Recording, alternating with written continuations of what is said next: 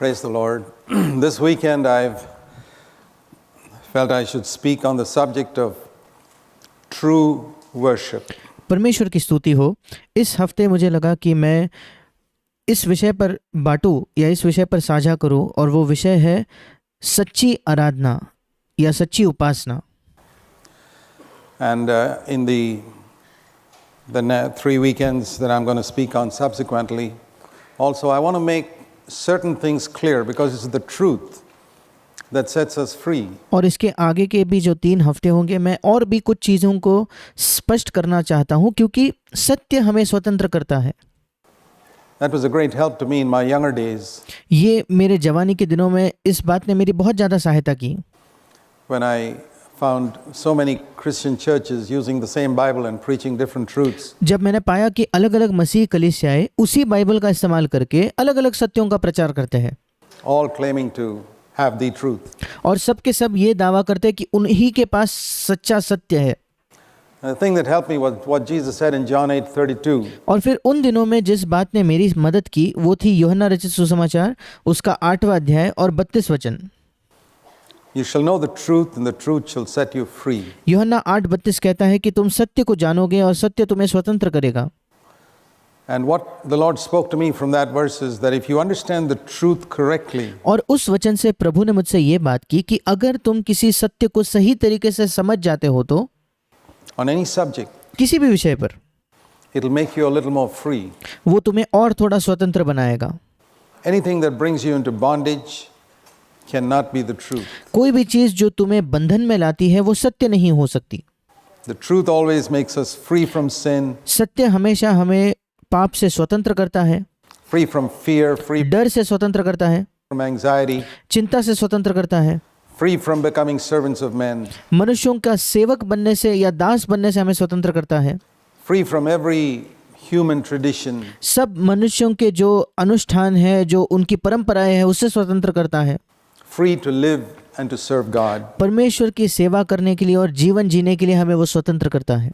So the truth about worship is very important to understand, और इसलिए आराधना के विषय में सत्य को समझना बहुत महत्वपूर्ण है, because that's what we're going to do in all eternity. क्योंकि हम संपूर्ण अनंत काल में यही करने वाले हैं। Worship God. We're not going to preach there. हम परमेश्वर की आराधना करेंगे, वहाँ कोई हम प्रचार नहीं करेंगे, We're not going to pray. वहाँ हम प्रार्थना नहीं करेंगे, We're going to worship God. पर हम परमेश्वर की आराधना करेंगे। And so Jesus spoke about true worshippers. और इसलिए यीशु मसीह ने सच्चे आराधकों की बात की। He also spoke about empty worship. उसी के साथ साथ यीशु मसीह ने खाली या खोखली आराधना के विषय में भी बात किया, या व्यर्थ आराधना। So I want to show you those two verses first. मैं सबसे पहले आपको इन दोनों वचनों को दिखाना चाहता हूँ। First of all, in Mark chapter 7. सबसे पहले निकालिए मरकुस रचित सुसमाचार उसका 7वां अध्याय। Mark's Gospel chapter 7, he says in verse 6. मरकुस 7वें अध्याय में यीशु मसीह 6ठे वचन में कहता है, 7वें वचन में Jesus said, "These people honor me with their lips, but their heart is far from me." यीशु मसीह ने कहा, ये लोग व्यर्थ मेरी उपासना करते हैं, परंतु इनके हृदय मुझसे, इनका मन मुझसे दूर रहता है। Honoring God with their lips, they sang and praised the Lord a lot. उनके ओठों से तो वो प्रभु को आदर करते थे, जैसे आप जानते हो कि वो परमेश्वर की स्तुति करते थे, गीत गाते थे। In the Old Testament times, the book of Psalms indicates that. भजन संहिता में, पुराने नियम में हम देखते हैं कि ये कई बार वो लोग करते थे, But their heart was not in it. पर उनका हृदय उसमें नहीं था। It was with words, and that's very, very true वे केवल शब्दों के द्वारा आराधना करते थे। of a lot of Sunday morning what is called praise and worship. और आज भी कई जगहों पर जो रविवार के सुबह जिसको स्तुति आराधना कहा जाता है, इसके विषय में भी यही बात सच है। These people honor me with their lips, ये लोग अपने ओठों से तो मेरा आदर करते हैं, but their heart is far away from me. And in the next पर उनका हृदय मुझसे दूर रहता है। 6ठा वचन, verse, it says, verse 7, "In vain do they worship me." That और means that 7वें वचन में यीशु ने कहा, वे व्यर्थ मेरी उपासना करते हैं। worship is empty. इसका मतलब उनकी आराधना खाली है। The music is nice. वो संगीत बहुत अच्छा होगा, The instruments play well. The और जो वाद्य है वो बहुत अच्छे से बजते हैं, voices are great. और सब आवाजें सुंदर है, but the worship is empty पर वो जो आराधना है वो खाली है, in spite of all that they're singing. चाहे वो कितने भी गीत क्यों ना गा ले। So that's what we don't want. Is it possible that the Lord will lay such a charge against us? I don't. यही हम नहीं चाहते। क्या ऐसा संभव है क्या कि प्रभु यही आरोप हम पर लगाए? To hear that. मैं ये अपने बारे में नहीं सुनना चाहता प्रभु से। And in contrast to that, Jesus spoke in John chapter 4, और इसके बिल्कुल विपरीत यीशु मसीह ने यूहन्ना रचित सुसमाचार के 4 अध्याय में कहा, and verse 23, और उसका 23 वचन, to the Samaritan woman. जो सामरी स्त्री थी उससे यीशु ने कहा, He spoke about a day an hour that was coming. John उसने कहा एक ऐसा दिन, एक ऐसी घड़ी आती है।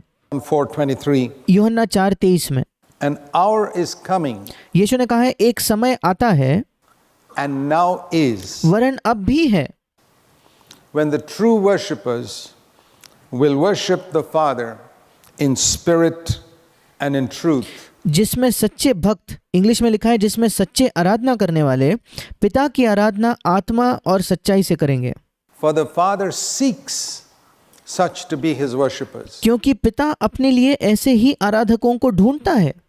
It hasn't yet come. Notice ये समय अब तक आया नहीं है। what he said. It is अब ध्यान दीजिए कि वो क्या कह रहा है। coming. यीशु कहता है कि एक ऐसा समय आता है। Means up until that time, right from the time of Adam, nobody could worship the Father in spirit. इसका मतलब उस समय तक, आदम के समय से लेकर उस समय तक कोई भी पिता की आराधना आत्मा में नहीं कर पाता था। Man is body, soul and spirit. मनुष्य जो है वो शरीर, प्राण और आत्मा है।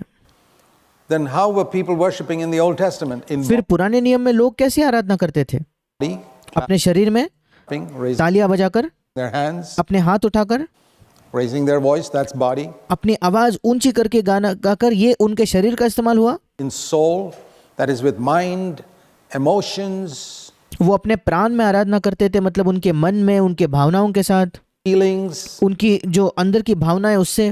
Great. अद्भुत है। But there's another part of man, पर मनुष्य का एक और भी तो हिस्सा है, the spirit. वो है आत्मा। And they couldn't worship in spirit. Jesus, और वे उस समय आत्मा में आराधना नहीं कर पाते थे।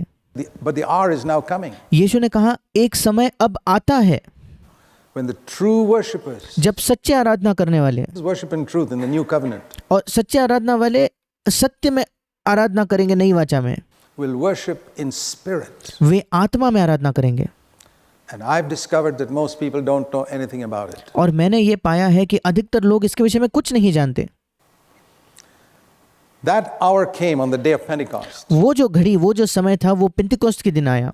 But he also said it now is. पर यीशु ने ये भी कहा कि ये समय आता है, वरन अब भी है। Now is meant the beginning of it is already here. अब भी है का मतलब है उस समय की शुरुआत हो चुकी थी, Because Jesus was here. क्योंकि यीशु मसीह खुद यहाँ था।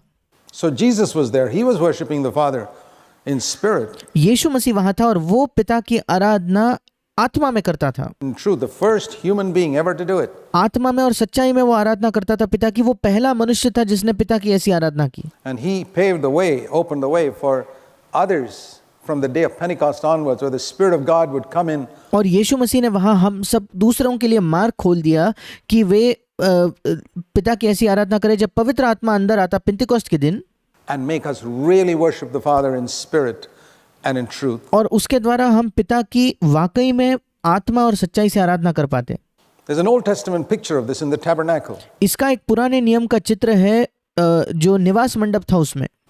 The tabernacle had three parts. You know, tabernacle means dwelling place. वो जो निवास का प्रभु का जो तंबू था, वो निवास मंडप, वो एक रहने की जगह थी। Man is the dwelling place of God. और वहाँ परमेश्वर रहता था, और बिल्कुल वैसे ही मनुष्य भी परमेश्वर की रहने की जगह है। So that tabernacle was a picture of man. और वो जो निवास मंडप था पुराने नियम का, वो मिलने वाला तंबू था, वो मनुष्य का एक चित्र था। And the tabernacle had three parts, just like we are body, soul and spirit. और उसके भी बिल्कुल 3 भाग थे, जैसे मनुष्य भी आत्मा, प्राण, शरीर है, बिल्कुल वैसे ही। It had an outer court that was visible to everybody like the body. उस निवास स्थान का एक बाहरी आंगन था जो सबको दिखता था, बिल्कुल मनुष्य के शरीर की तरह। And it had two hidden parts और उस निवास स्थान के भी 2 छिपे हुए भाग थे, called under the tent, called the holy place, most holy place. वो उस तंबू के अंदर थे जिसे पवित्र स्थान और परम पवित्र स्थान कहा जाता था। Similar to our soul and spirit that are hidden. बिल्कुल हमारे आत्मा और प्राण की तरह जो छिपे हुए हैं। Between the holy place and the most holy place in that Old Testament tabernacle was a thick veil. और पुराने नियम के निवास स्थान में पवित्र स्थान और परम पवित्र स्थान के बीच में एक पर्दा था, indicating that nobody could get into God's presence. And God और ये इस बात को दर्शाता था कि कोई भी व्यक्ति परमेश्वर के उपस्थिति में प्रवेश नहीं कर सकता। didn't dwell in the outer court. He didn't और परमेश्वर उस समय बाहरी आंगन में नहीं रहता था, dwell in the holy place. वो पवित्र स्थान में भी नहीं रहता था परमेश्वर, He dwelt in the most holy place. पर परमेश्वर जो है वो परम पवित्र स्थान में रहता था Nobody could go there. और वहां कोई नहीं जा सकता था। When Jesus died, that veil was rent. जब यीशु मसीह की मृत्यु हुई तो वो पर्दा फट गया And the way into the most holy was open. The way into our spirit was open. और परम पवित्र स्थान में जाने का मार्ग खुल गया और हमारे आत्मा में जाने का मार्ग खुल गया, So that the Holy Spirit could come and dwell within. ताकि पवित्र आत्मा आकर अंदर रह सकता था, जी सकता था। This is the significance of the rending of the veil. ये महत्व है कि यीशु मसीह की मृत्यु के समय में वो पर्दा फट जाता है, So that now we can worship God in the Spirit. ताकि अब हम परमेश्वर की आराधना आत्मा में कर सकते हैं। Now this is not just a beautiful picture. अब ये कोई केवल सुंदर चित्र नहीं है, It's something that can change our whole life. ये ऐसा कुछ है जो हमारे संपूर्ण जीवन को बदल सकता है। You can believe that God desires the best for you. There's a lovely verse in Jeremiah 29:11 which says, I know the plans I have for you, God. आप ये विश्वास कर सकते हो कि परमेश्वर के आपके जीवन के लिए सर्वोत्तम ऐसी योजना है। यिर्मयाह 29:11 में एक सुंदर वचन है जहां परमेश्वर कहता है, मैं तुम्हारे लिए, तुम्हारे जीवन के लिए अपनी योजनाओं को जानता हूं। There's plans for your good, ऐसी योजनाएं जो तुम्हारे कुशल की है, भली की है, your welfare. It's very important that all of us recognize that every single thing God has commanded in His Word is for our good. ये बहुत अच्छा है हमें ये जानना कि हर एक चीज जिसकी आज्ञा परमेश्वर हमें देता है उसके वचन में, वो हमारे भलाई के लिए है। The plans He has for us are for our very best. जो योजनाएं परमेश्वर की हमारे लिए है वो हमारे भलाई के लिए है। We can never make a better plan for our lives than the one God Himself has made. हम And कभी when He अपने teaches us to worship, it's for our good. हम कभी भी अपने जीवन के लिए एक और बेहतर योजना नहीं बना सकते, और जब परमेश्वर हमें आराधना करना सिखाता है वो हमारे भलाई के लिए है। Let me show you another verse that Jesus spoke, this time to the devil, in Matthew chapter 4. मैं आपको एक और वचन दिखाता हूं जो यीशु ने कहा। इस बार यीशु मसीह ने ये बात शैतान से कही, मत्ती रचित सुसमाचार उसके 4 अध्याय में। In Matthew chapter 4, we read of Satan coming to Jesus in Matthew 4:9 and telling him, मत्ती रचित सुसमाचार उसके 4 अध्याय के 9वें वचन में हम देखते हैं कि शैतान यीशु के पास आया और वो यीशु को बताने लगा, in the temptation in the wilderness, और उस प्रलोभन में जो उसका हुआ उस मरुभूमि में, he showed him all the kingdoms of the world and their glory. और शैतान ने यीशु मसीह को सारे जो राज्य थे, राज्य दिखाया, उसका वैभव दिखाया, All the things the world had to offer. जो भी उस संसार में था जिसको दिया जा सकता था यीशु को, ऐसा सब कुछ दिखाया। Today the devil offers many things to believers. Think of आज भी शैतान विश्वासियों को कई चीजें देता है, that. और इसके बारे में सोचकर देखिए। He showed them to Jesus, whatever was available in his time. और उस समय जो भी उपलब्ध था वो सब उसने यीशु को दिखाया। Today he shows us all the entertainment world and आज शैतान हमें इस जो मनोरंजन की दुनिया है वो दिखाता है, money and everything else, the glory पैसा दिखाता है, सब कुछ, सब अन्य चीजें इस संसार की दिखाता है। of the world. In those days, whatever was available, इस संसार का वैभव वो हमें दिखाता है। the devil showed all that to Jesus and said, I'll give you all of this. और उन दिनों जो कुछ उपलब्ध था वो सब शैतान ने यीशु को दिखाया और कहा कि मैं ये सब तुझे दूंगा If you will fall down and worship me. Matthew यदि तू गिरकर मुझे प्रणाम करे तो। मत्ती 4:9, पर हिंदी इंग्लिश में लिखा है यदि तू गिरकर मेरी आराधना करे तो। 4 verse 9. मत्ती 4 उसका 9 वचन। All you got to do is worship me. और शैतान कह रहा था कि ये सब मैं तुझे दूंगा, तुझे एक ही काम करना है, मेरी आराधना करनी है। And there we see what the devil longed for और यहाँ हम देखते हैं कि किस बात की लालसा शैतान करता था। from the time he was created. When उसका निर्माण किया गया उस समय से। he was created, he wasn't created as the devil. जब उसका निर्माण हुआ तो परमेश्वर ने उसे शैतान के तौर पर नहीं बनाया गया था। वो He was created, we read in Ezekiel 28, as the highest cherub. हम यहेजकेल उसके 28 अध्याय में पढ़ते हैं, सबसे महान या सबसे ऊंचे करूब की तरह उसकी रचना की गई थी। The anointed cherub, अभिषिक्त करूब वो था, the head of the angels, सब स्वर्गदूतों का वो मुखिया था, leading the angels, the millions of cherubs and seraphs, जो लाखों करोड़ों करूब थे, सरफ थे, उन्हें उनकी वो अगुवाई करता था, स्वर्गदूतों की वो अगुवाई करता था। and angels in the worship of Almighty God, सर्वशक्तिमान परमेश्वर की आराधना में वो उनकी अगुवाई करता था। the leader. वो मुखिया था, वो अगुवा था। He was beautiful, wise, leading everyone in worship of God. वो सुंदर था, बुद्धिमान था और सबकी अगुवाई करता था कि परमेश्वर की आराधना में वो उनकी अगुवाई करता था। And into his heart came a desire. और उसके हृदय में एक लालसा आई या एक इच्छा आई, I want people to worship me. मैं चाहता हूं कि लोग मेरी आराधना करें। I don't want everyone to worship God. मैं नहीं चाहता कि सब लोग परमेश्वर की आराधना करें। And you read that in Isaiah chapter 14. That's the meaning of his saying in Isaiah 14, I will be like the Most High. और आप इसे पढ़ते हो यशायाह की पुस्तक उसके 14 अध्याय में, यही मतलब है जब यशायाह 14 में लिखा है कि उसने कहा, मैं परम प्रधान की तरह बनूंगा। I want to be like God where people admire me मैं परमेश्वर की तरह बनना चाहता हूं जहां लोग मेरी सराहना करते हैं and worship me. और मेरी आराधना करते हैं। And as soon as that thought came into his heart, जैसे ही वो विचार उसके मन में आया, for the first time in this universe, पहले बार इस विश्व में sin was born. पाप का जन्म हुआ And immediately he was cast out of God's presence. और तुरंत उसे परमेश्वर की उपस्थिति से निकाल दिया The गया। most beautiful of God's creation. In और परमेश्वर की सृष्टि का सबसे सुंदर व्यक्ति a moment एक क्षण में became the ugliest of God's creation. In a सबसे भद्दा या सबसे बुरा हो गया वो परमेश्वर के सृष्टि का। moment that highest angel became the devil. एक ही क्षण में वो जो सबसे ऊंचा स्वर्गदूत था वो शैतान बन गया। What was his crime? उसका अपराध क्या था? It wasn't murder. उसका अपराध खून नहीं था, It wasn't adultery. वो व्यभिचार नहीं था, It wasn't telling lies. झूठ कहना भी नहीं था। It wasn't the things that we normally consider grievous, serious sins. वो अपराध उसका ये नहीं था जिसे हम आमतौर पर बहुत ही बड़ा या बुरा अपराध मानते हैं या पाप मानते हैं। It wasn't even hypocrisy. वो पाखंड या कपट भी नहीं था। It was the desire to be worshipped वो एक इच्छा थी जहां वो चाहता था कि उसकी आराधना की जाए by others. दूसरों के द्वारा। Desire to be the center of attraction. एक इच्छा थी कि दूसरों का जो ध्यान है उस पर आकर्षित हो या सबके ध्यान का वो केंद्र स्थान बने। The desire to draw people to oneself एक ये इच्छा थी कि लोगों को वो अपनी ओर खींच ले, instead of to God, परमेश्वर की ओर ले जाने के बजाय, to Christ. मसीह की ओर ले जाने के बजाय। Christendom is full of it. मसीह जगत आज इस चीज से भरपूर है। There are preachers, pastors कई प्रचारक हैं, कई पासवान हैं who've got that spirit of the devil where they draw people to themselves. जिनके अंदर वही शैतान की आत्मा है, क्योंकि वो लोगों को अपनी ओर आकर्षित करते हैं। They attract people to themselves instead of being pointers to Christ. वे लोगों को अपने आप अपने पास आकर्षित करते हैं, इसके बजाय कि वे उन्हें मसीह की ओर जाने का रास्ता दिखाएं।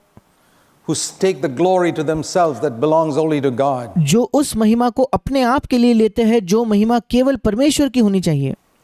That was the origin of sin. ये पाप का स्रोत था And it's in all of us. और ये हम सबके अंदर है। It came to us through our parents. It came वो हमारे माता पिता के द्वारा हमारे पास आया। to us from Adam. आदम से ये हमारे पास आया है And Jesus came to save us from that. और यीशु मसीह आया ताकि हमें इस बात से वो छुड़ा सके, बचा सके, To make us worshippers of God. You see ताकि हम परमेश्वर की आराधना करने वाले बने। how important worship is? क्या आप अब देख पाते हो कि आराधना कितना महत्वपूर्ण है? This was the issue यही बात थी, in which sin originated. यही बात की वजह से पाप का स्रोत हुआ। And so when Jesus came, the devil was making one last attempt to get Jesus to worship him. और इसलिए जब यीशु मसीह आया, शैतान ने एक आखिरी कोशिश की ताकि यीशु मसीह खुद उसकी आराधना करे। And do you think if the devil tried to get Jesus to worship him, He won't try that with you and me. और आपको क्या लगता है, अगर शैतान ने ये कोशिश की कि यीशु मसीह खुद उसकी आराधना करे, क्या शैतान आपसे और मुझसे ये नहीं कोशिश करेगा कि हम भी उसकी आराधना करें? You got to be really conceited to think that he won't try that with you. अगर आपको लगता है शैतान आपके पास इस प्रकार से नहीं आएगा तो आप बहुत ज़्यादा घमंडी हो। But he doesn't come with horns and hoofs. पर शैतान कोई अपने सिर पर सींग लेके एक डरावना रूप लेकर नहीं आता। He comes as an angel of light. वो एक ज्योति का स्वर्गदूत बनकर आता है। And so when he tries to get you to worship him, it's not going to be directly. और इसलिए जब वो कोशिश करेगा कि आप उसकी आराधना करो, वो सीधे तौर पर नहीं करेगा, It's going to be indirectly. If he वो get बड़े धूर्तता से आएगा, आपको वो कोशिश करेगा। worship, that's fine. अगर सीधे सीधे नहीं, पर अगर किसी और मार्ग से आप उसकी आराधना करने लगे, वो उससे खुश है। If he can indirectly get you to bow your knee to him, अगर किसी और तरीके से वो सफल हो जाता है कि आप अपने घुटने उसके सामने टेकते हो, तो वो उससे खुश है, that's fine. उसके लिए वो ठीक है। The Bible says that Satan is the god of this world. Bible हमें बताती है कि शैतान इस संसार का परमेश्वर है। I don't know whether you know this. मैं नहीं जानता आप ये जानते हो या नहीं। Satan controls the business world. शैतान जो है व्यापार जगत के नियंत्रण में है। Satan controls the entertainment world. शैतान जो है वो मनोरंजन के जगत को भी उसके नियंत्रण में है। Satan controls the programs on television. Television पर कौन से प्रोग्राम दिखाए जाते हैं, ये शैतान तय करता है। The movies that are made जो चलचित्र मूवीज बनाए जाते हैं in different places. अलग अलग जगहों में, Ultimately the god of this world, and a lot of the books that are written. और आखिरकार इस संसार का परमेश्वर शैतान है। जो कई किताबें जो लिखी जाती हैं, Children's books that are written. बच्चों की किताबें भी जो लिखी जाती हैं, Harry Potter and things like that. जैसे हैरी पॉटर या ये अन्य किताबें जो हैं, And many other things which you innocently allow your children to read. और कई अन्य किताबें जो आप सोचते हो कि ये अच्छी किताब है और आप अपने बच्चों को पढ़ने देते हो। There's a God of this world who's trying to control the minds of people, and he starts with children. इस संसार का एक परमेश्वर है जो कोशिश करता है कि लोगों के मन पर वो नियंत्रण जमा ले, और वो इसकी शुरुआत बच्चों से करता है, To get them ultimately to bow down to him. ताकि किसी ना किसी तरीके से सब कोई उसके सामने आराधना करे, उसके सामने झुक जाए। I'll give you whatever you want. Do you want entertainment? I'll give it to you. I want शैतान कहता है मैं तुम्हें जो चाहिए वो दूंगा। तुम्हें मनोरंजन चाहिए क्या? मैं देता हूँ। you to bow down to me. That's what I've always wanted. मैं चाहता हूँ कि तुम मेरे सामने झुको। मैं हमेशा से यही चाहते आया हूँ। The devil says, I want people to worship me. I शैतान कहता है मैं हमेशा से यही चाहता हूँ। मैं चाहता हूँ कि लोग मेरी आराधना करें। want them to worship God. मैं ये नहीं चाहता कि वे परमेश्वर की आराधना करें। This is the great issue that's been right there from the beginning of time. ये मुख्य बात रही है बिल्कुल समय की शुरुआत से। And if you understand this, और अगर आप इसे समझ जाते हो तो you'll be very, very careful never to give that worship that belongs to God to the devil. आप बहुत ज़्यादा सतर्क रहोगे कि जो आराधना परमेश्वर को मिलनी चाहिए उसे आप शैतान को नहीं दोगे। It's a very important issue. It's not just a question of coming and singing praise to God here for 1.5 hours. ये बहुत मुख्य बात है। बात केवल इतनी नहीं है कि हम रविवार के दिन यहाँ आकर सुबह 1.5 घंटा परमेश्वर की स्तुति करते, गीत गाते हैं 1 hour and saying, well, I worship God. We haven't. और हम कहते हैं कि नहीं, अब मैंने परमेश्वर की आराधना की। नहीं, हमने नहीं की है आराधना उसकी। Worship is an issue of the heart. आराधना जो है वो हृदय की बात है। It's worshiping in the spirit, वो आत्मा में आराधना है, not just with words and with केवल our शब्दों से नहीं, mind and emotions. In the केवल हमारे मन से, केवल हमारे भावनाओं से नहीं, spirit, वो आत्मा से आती है, where I give God his rightful place. जहाँ मैं परमेश्वर को अपना सही स्थान देता हूँ। And if that place, how does the devil make us worship him? By taking away God from the center of our lives. और किस प्रकार से शैतान हमें हमसे उसकी खुद की आराधना करवाता है, इससे कि वो हमारे जीवन के केंद्र स्थान से परमेश्वर को हटा देता है। And making something else, could be television, और कोई और चीज को हमारे जीवन का वो केंद्र बना देता है। शायद आपका टीवी हो सकता है, could be innocent things like sport शायद कोई मासूम चीज हो सकती है जैसे खेल खेलना, and music. All these are good things. Sport and music are very good. या संगीत हो गया। ये सारी अच्छी चीजें हैं। खेल है वो अच्छा है, संगीत अच्छा है, But it can become a god in your life where पर आपके जीवन में ये एक परमेश्वर की जगह ले सकता है, becomes so important that it crowds out God. जहां वो आपके लिए इतना महत्वपूर्ण हो जाता है कि उससे परमेश्वर को आपके जीवन से वो दूर कर देता है। Can you think of the early days when you were born again? Think back to the time when you were first converted, when you क्या आप शुरुआती दिनों के बारे में सोच सकते हो, जब आपका पहला नया जन्म हुआ था, जब आपका नया जन्म पहले बार हुआ था, उन दिनों के बारे में सोच कर देखिए, gave your life to Christ. जब आपने पहले बार अपना जीवन मसीह को दिया। Just stop for a moment and think how it was then. कुछ क्षण सोचकर अभी सोच कर देखिए उस समय कैसा था। How you were ready to give up anything for Him. उस समय आप परमेश्वर के लिए कोई भी चीज देने के लिए तैयार थे। How you were willing to give up certain things. You took time, you cut out certain things in your daily routine so that you would have time to read the Word of God. आप कुछ चीजें त्यागने के लिए तैयार थे, अपने जीवन भर के हर दिन की आपकी जो दिनचर्या थी उसमें से कुछ चीजों को त्याग कर, कुछ चीजें काट कर आप समय निकालते थे ताकि आप परमेश्वर के वचन को पढ़ सको, उसका अध्ययन कर सको। What's happened to that? अब उसका क्या हुआ?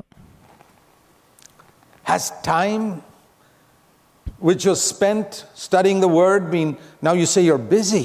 जो समय आप एक समय परमेश्वर के वचन को अध्ययन करने में बिताते थे, आज वो समय नहीं बचा क्या? क्या आज आप ये कहते हो कि नहीं, मैं बहुत व्यस्त हो गया हूँ, बहुत बिजी हो गया हूँ?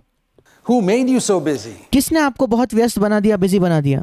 The devil has succeeded in crowding God slowly out of your life. शैतान सफल हो चुका है कि आपके जीवन में इतनी चीजें उसने भर दी है जिससे परमेश्वर उस स्थान से निकल गया है, Because something else has become your God. क्योंकि आज कोई अन्य चीज है जो आपका परमेश्वर बन चुका है। It could be sport. हो सकता है कि वो खेल है, Be watching sport endlessly on television. कि आप टीवी पर बिना रुके खेल देखते जाते हो। It could be music. शायद संगीत हो सकता है, And the devil says there's nothing wrong with that. It's Christian music or और शैतान आपको बताएगा कि अरे इसमें क्या गलत है, ये तो मसीही संगीत आप सुन रहे हो। practice. Wonderful. आप कहते हो कि नहीं, मैं कॉयर में गाने के लिए प्रैक्टिस कर रहा हूँ, अद्भुत चीज है। But you don't have time to walk with God now anymore. You don't have time to read God's word to get. पर आपके पास परमेश्वर के साथ चलने के लिए समय नहीं बचा, आपको बाइबल पढ़ने के लिए आपके पास समय नहीं बचा है, आज To know Him, परमेश्वर को जानने के लिए समय नहीं बचा है। which you did have once. एक समय आपके पास समय था आपके जीवन में जब आपके पास समय था। You think you've progressed because you know more of the scriptures. आज आपको लगता है कि आपने आपके जीवन में उन्नति की है क्योंकि आप बाइबल को ज्यादा अच्छे से जानते हो, Because you're more active in so-called church work. या कलीसिया की गतिविधियों में आप बहुत सक्रिय हो इसलिए। But you don't realize you've become less of a worshiper. पर आप ये नहीं जान पा रहे कि आप कम और भी कम आराधना करने वाले बन गए हो। And that's why your life is up and down and up and down and up and down. When और इसी वजह से आपका जीवन ऊपर नीचे ऊपर नीचे ऊपर नीचे उतार चढ़ाव में जाता है, it should have been a slow, steady progress to greater Christ-likeness. जबकि आपका जीवन धीरे धीरे ऊंचा बढ़ना चाहिए था, मसीह के जैसे आपका स्वभाव धीरे धीरे बदलना चाहिए था। We need to understand the reason. हमें उसके पीछे का कारण को समझने की जरूरत है। We have stopped worshiping God. हमने परमेश्वर की आराधना करना बंद कर दिया है। So I want to show you something of what the scripture says about worship. The first और मैं आपको कुछ ऐसा दिखाना चाहता हूँ कि बाइबल हमें आराधना के विषय में क्या सिखाता है। time that worship is mentioned in scripture, सबसे पहले बार आराधना इस शब्द का इस्तेमाल जब बाइबल में किया गया, Genesis chapter 22. उत्पत्ति की पुस्तक उसका 22 अध्याय। The first time the word worship occurs पहले बार आराधना इस शब्द ये जब बाइबल में आया गया, in the Bible is in Genesis 22. पहले बार इसका इस्तेमाल किया गया या पहले बार बाइबल में यह शब्द आया है उत्पत्ति उसके 22 अध्याय में। And it's always interesting to study the first time any word occurs in scripture. और हमेशा ये दिलचस्प होता है इस बात का अध्ययन करना कि कोई भी शब्द पहले बार बाइबल में कहाँ आता है। And here is the story of Abraham. He's about 125 years old now. We don't know his exact age, but around that age. और यहाँ अब्राहम की कहानी है। इस घटना के समय शायद अब्राहम 125 वर्ष का था। हमें उसका सही आयु तो नहीं पता, पर लगभग इस आयु का वो होगा। And it says here Genesis 22:1 that God tested Abraham. और यहाँ लिखा है कि उत्पत्ति 22:1 में परमेश्वर ने अब्राहम की परीक्षा की। 50 years earlier he had tested him by asking him to leave his family, leave his country and to go out where God called him. 50 वर्षों पहले परमेश्वर ने अब्राहम की परीक्षा की थी, उससे ये कहकर कि तुम अपने परिवार को छोड़, अपने देश को छोड़, वहां जा जहां मैं तुझे बुलाता हूं। And he had obeyed. और उस समय अब्राहम ने परमेश्वर की आज्ञा मानी थी। The test was, will you put me first in your life? उस समय परीक्षा ये थी कि क्या तू अपने जीवन में पहला स्थान, प्रथम स्थान मुझे देगा क्या? To worship God is to make him central and everything in our life. You remember? परमेश्वर की आराधना करने का मतलब है कि हम परमेश्वर को पहला स्थान दें और उसे केंद्र स्थान बनाए अपने जीवन का। What Jesus said was the first commandment, thou shalt love the Lord thy God with all thy heart, all thy soul, and all thy mind. And if you think of that as a circle, there's no part of that circle that's got to be given to anybody else. क्या आपको याद है यीशु मसीह ने क्या कहा कि सबसे महान या सबसे पहली आज्ञा क्या है?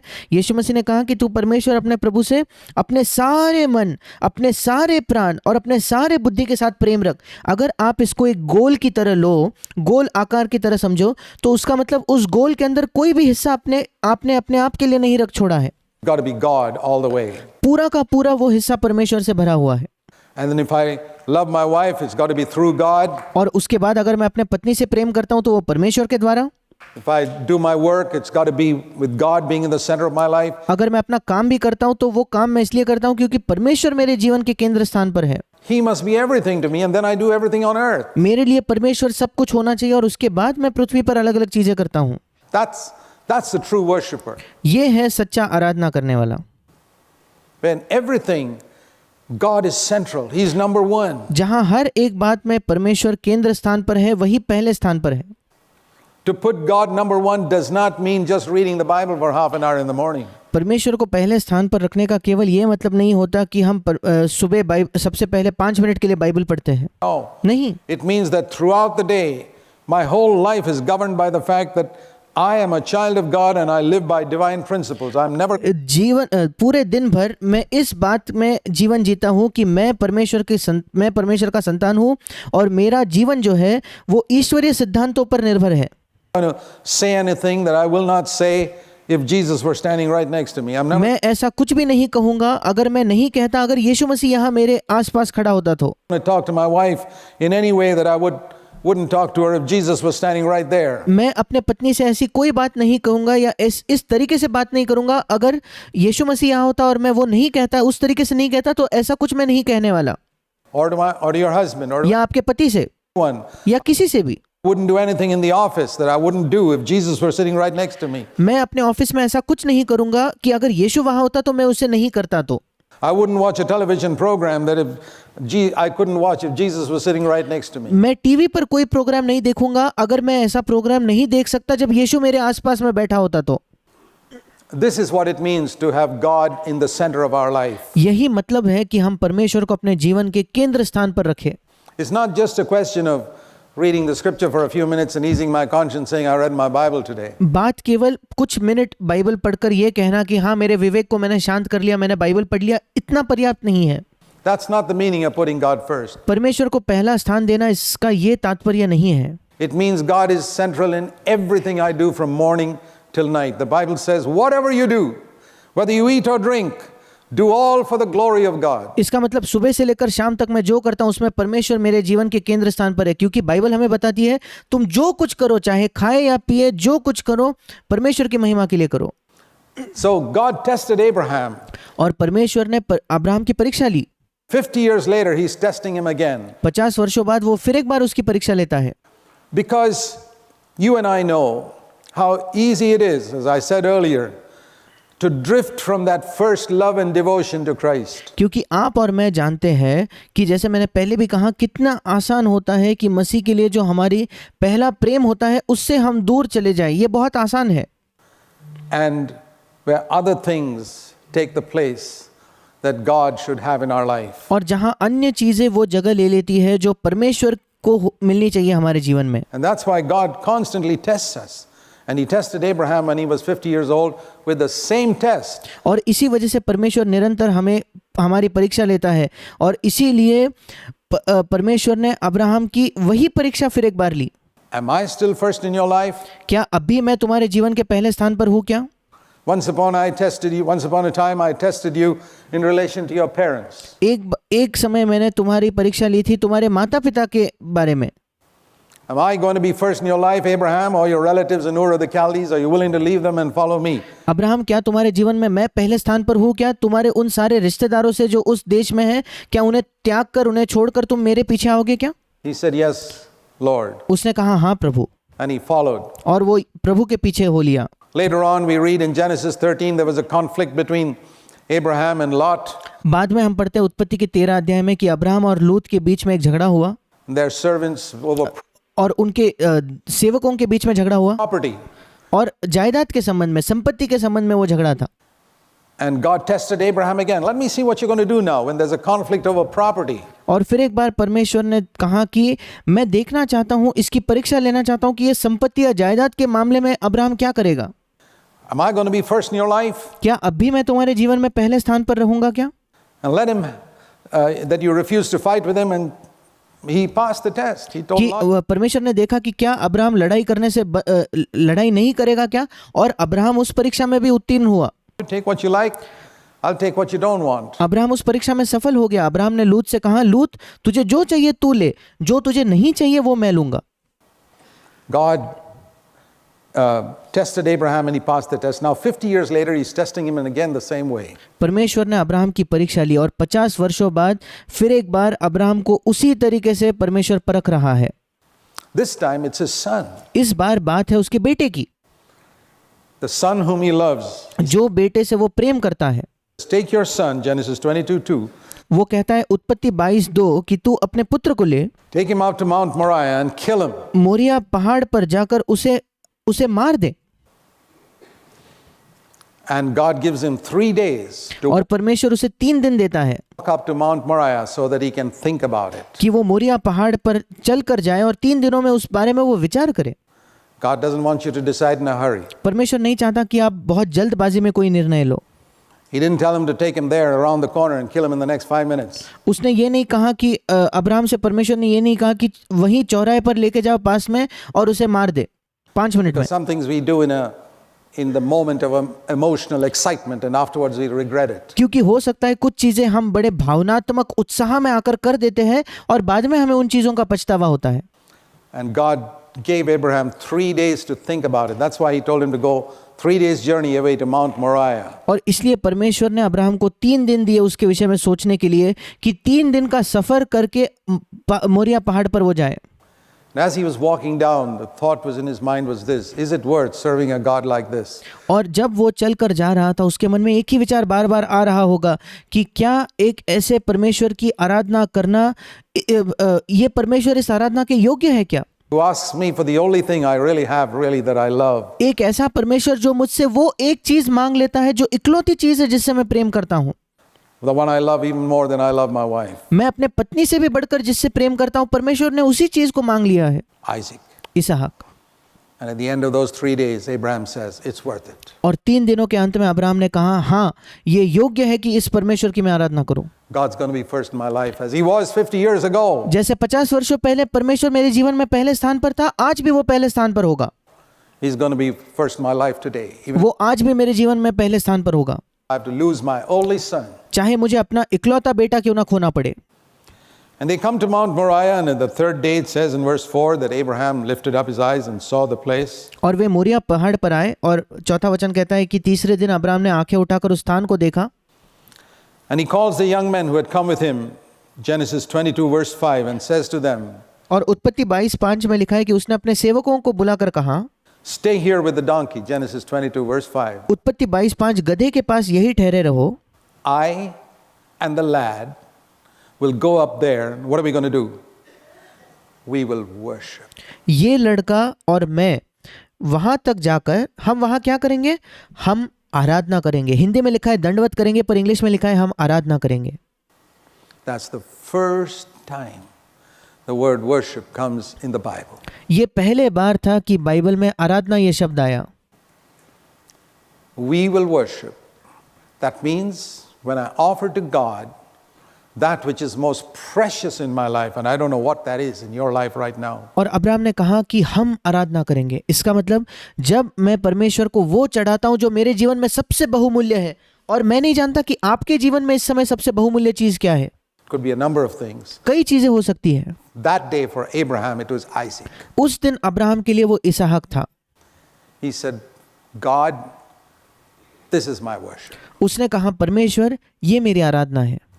It's not just singing a few songs ये नहीं कि मैं कुछ गीत गाता हूँ, to you and then going away and living my own life. कि मैं तेरे लिए कुछ गीत गाता हूँ प्रभु और जाकर फिर मैं अपना अपना जीवन जीने लगता हूँ। No.